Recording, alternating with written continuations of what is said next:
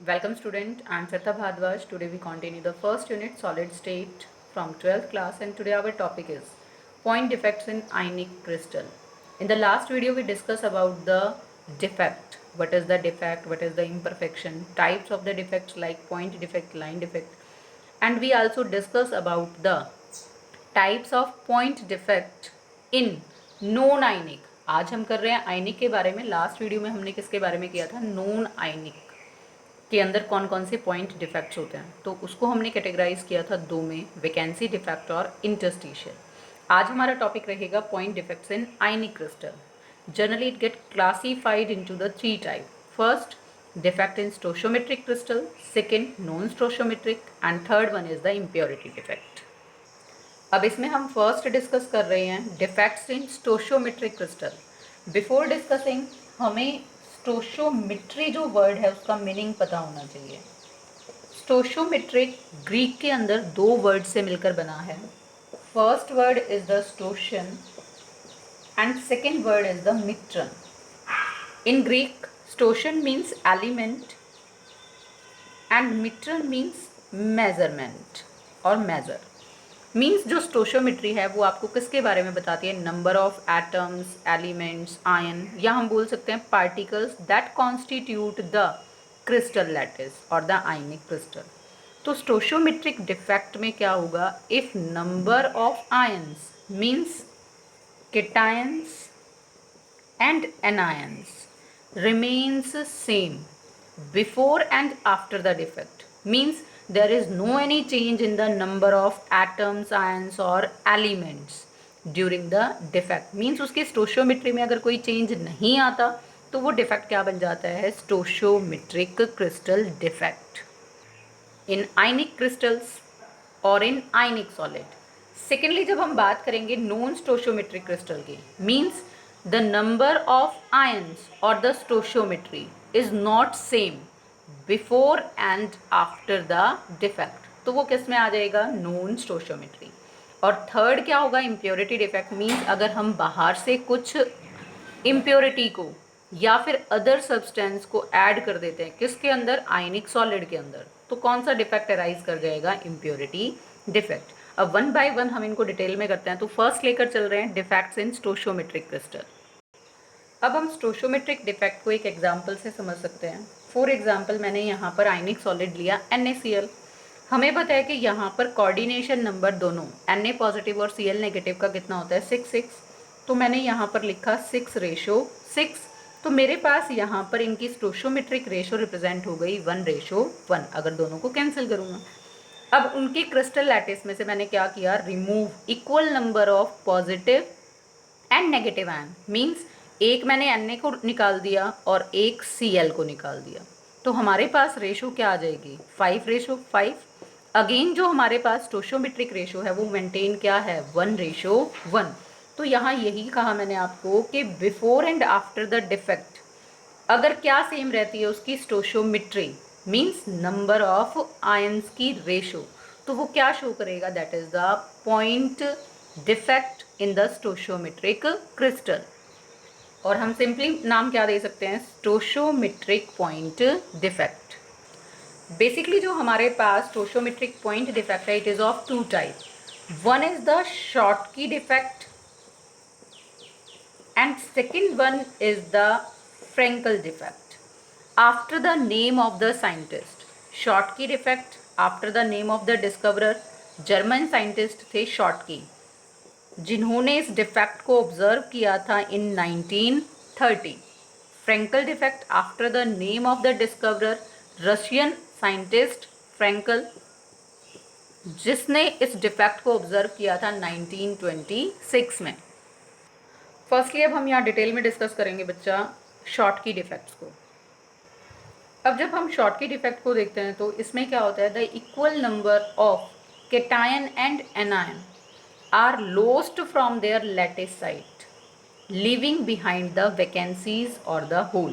Means अगर हमने इस तरह से एक क्रिस्टल लैटिस को शो किया जिसमें अल्टरनेट पोजीशन पर क्या है? पॉजिटिव और नेगेटिव आयंस इस तरीके से अरेंज हैं. अब जैसे मैंने डिफाइन किया कि equal number of positive and negative ions are lost from their lattice site leaving behind the vacancy और होल। अब मैंने यहाँ से एक पॉजिटिव आयन को रिप्लेस कर दिया और यहाँ से इस नेगेटिव को, एक पॉजिटिव चला गया और एक नेगेटिव, और यहाँ पर ये क्या बच गई, वैकेंसी। तो ये आपके पास कैटाइनिक वैकेंसी, ये एनाइनिक वैकेंसी, या हम इनको नाम क्या दे सकते हैं, होल्स। अब एक और यहाँ पर आपको ध्यान देना बेटा, इक्वल नंबर ऑफ पॉजिटिव और नेगेटिव यहाँ से लोस्ट हुआ तो मीन्स जो क्रिस्टल है it remains electrically neutral because equal number of cations and anions are missing. और अगर आपको लास्ट लेक्चर का ध्यान है जिसमें हमने क्या किया था, नॉन आयनिक के केस में पॉइंट डिफेक्ट को, तो उसमें हमने किया था वैकेंसी डिफेक्ट। तो हम इसको ये भी बोल सकते हैं it is the vacancy defect in case of ionic crystal, क्योंकि यहाँ पर क्या क्रिएट हो रही है आपके पास, अनऑक्यूपाइड वैकेंसीज और द होल्स। अब अगर मैं आपसे पूछूं कि what are the conditions that causes the Schottky defect, तो शॉर्टकी डिफेक्ट के लिए कुछ कंडीशंस नेसेसरी हैं। सबसे पहली कंडीशन तो क्या होती है, हाई कोऑर्डिनेशन नंबर। और सेकंड कंडीशन हमारे पास क्या होती है कि जो कैटायंस और एनायंस हैं they have almost similar size, means they have the comparable size. अब हाई कोऑर्डिनेशन नंबर से क्या होगा, जो आयंस होंगे उनके बीच में जो फोर्सेस ऑफ अट्रैक्शन होगी थोड़ी सी वीक होगी, because higher is the coordination number means कि ज़्यादा नंबर आपके पास नेबर में अपोजिटली चार्ज्ड आयन होंगे of the particular ion, means positive की सराउंडिंग में अगर ज़्यादा नेगेटिव होंगे तो उतनी ज़्यादा फोर्सेज ऑफ अट्रैक्शन नहीं मिलेगी जितनी कम आयंस की प्रेजेंस में होंगे। तो हाई कोऑर्डिनेशन नंबर की वजह से वो क्या करते हैं, easily lost from their lattice sites, और जब वो अपनी लैटिस साइट्स को छोड़कर चले जाते हैं that create the Schottky defect और द वैकेंसी डिफेक्ट। सेकेंड हमने कहा ऑलमोस्ट सिमिलर साइज। तो जनरली जो सिमिलर साइज है या रेडियस है वो किन के केसेस में मिलती है, इन case of alkali metal halides. तो जितने भी एल्कली मेटल हैलाइड्स हैं जैसे NaCl, lithium chloride, potassium chloride है, सोडियम ब्रोमाइड, सीजियम क्लोराइड, ये सब क्या शो करते हैं, दे shows the Schottky defect. Next हमारे पास है बेटा consequences of the Schottky defect. तो ये काफ़ी आसानी से हम बता सकते हैं। जब हमने कहा कि शॉर्टकी डिफेक्ट होगा तो वहाँ पर क्या होगा, इक्वल नंबर ऑफ कैटायन और एनायन क्या होंगे, lost from their lattice site, means crystal lattice को छोड़कर चले जाएंगे। अब उनके साथ उनका मास भी वहाँ से क्या हो जाएगा, डिटेक्ट, मीन्स माइनस कर देंगे उस मास को, मास घटेगा तो डेंसिटी घटेगी। तो हम ये बोल सकते हैं that leads to the decrease in the density. ये सिंबल आपके लिए डिक्रीज के लिए बच्चों। अब इसको हम एक एग्जाम्पल से कंसीडर कर सकते हैं, जैसे अगर हम NaCl के क्रिस्टल लैटिस को ऑब्जर्व करते हैं तो वहाँ पर क्या होता है, नियर अबाउट 10⁻⁶ शॉर्टकी पेयर्स होते हैं per centimetre cube at room temperature. और अगर हम 1 सेंटीमीटर क्यूब में बात करते हैं तो अबाउट 10⁻22 आयंस होते हैं हमारे पास, किसके, NaCl के। इसका मतलब क्या है कि अगर हम बात करें तो there will be 1 Schottky defect per 10⁻16 ions in case of NaCl। तो इस डाटा से हमें कैलकुलेट ये तो हो ही जाता है कि जो डेंसिटी का डिक्रीज आएगा वो काफ़ी मार्केबली आएगा, मीन्स काफ़ी मेजरेबल अमाउंट में हम डिटेक्ट कर सकते हैं। ये पोर्शन कॉम्पिटेटिवली इम्पॉर्टेंट है क्योंकि लास्ट कॉम्पिटेटिव एग्जाम जो नीट का था उसमें पूछा गया था कि in case of NaCl how many Schottky pairs per centimetre cube at the room temperature. तो 10⁻6 शॉर्टकी पेयर्स होते हैं per centimetre cube at room temperature. तो फर्स्ट कॉन्सिक्वेंस तो डेंसिटी डिक्रीज है। सेकेंड क्या होगा, there is increase of the electric conductivity.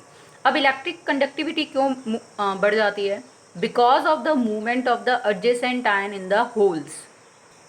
अब मैंने आपको शॉर्टकी डिफेक्ट इसी तरीके से दिखाया था, ये कैटाइनिक वैकेंसी और ये एनाइनिक, जिसको हमने नाम क्या दिया था, होल्स।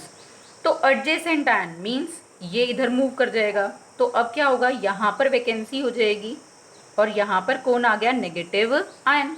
हो सकता है ये पॉजिटिव इधर चला जाए, तो यहाँ पर क्या हो जाएगा, होल। और जो ये होल्स की मूवमेंट है वो throughout the crystal lattice हो सकती है, and the movement of ions constitute the electric conductivity. इसीलिए मैंने आपको क्या कहा कि there is increase in the electric conductivity due to the movement of the adjacent ions inside the hole, and this constitute the movement of ions, and movement of ions is known as the electric conduction. Third consequence क्या होगा? Due to the presence of the holes there is decrease of the lattice energy और the stability of the crystal. सीधी सी बात है, एक तो positive negative adjacent इस तरह से एडजस्ट हों तो उनके बीच में क्या होंगी? Strong electrostatic forces of attraction. लेकिन अगर बीच से मैंने पॉजिटिव को हटा के यहाँ पर क्या क्रिएट कर दिया? होल, तो उसकी वजह से क्या होगा? Positive positive come closer to each other, repulsive forces क्या कर जाएंगी? Increase. And due to the presence of too many holes, बहुत ज़्यादा अगर होल्स होंगे, then it causes the partial collapse of the lattice. Now the second stoichiometric defect is the Frenkel defect. Basically जो हमारे पास Frenkel defect है बेटा, उसको हम बोल सकते हैं इंटरस्टिशियल डिफेक्ट, और some time it is known as the dislocation defect because cations are lost from their lattice site and occupy the voids. Means वो अपनी लोकेशन पर ना मिलकर कहाँ पर मिलेंगे? voids में।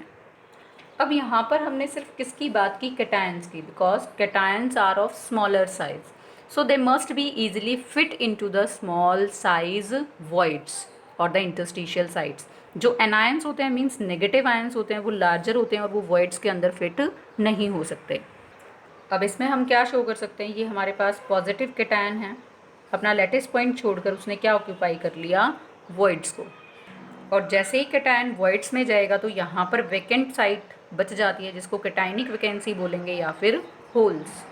यहाँ पर भी जो आपके पास number of positive negative ions हैं वो रिमेन्स सेम है before and after the defect, क्योंकि कोई भी पॉजिटिव नेगेटिव आयन यहाँ पर क्रिस्टल लैटिस को छोड़कर नहीं जा रहा, इक्वल नंबर्स हैं, तो यहाँ पर क्या मेंटेन रहेगी? Electric neutrality.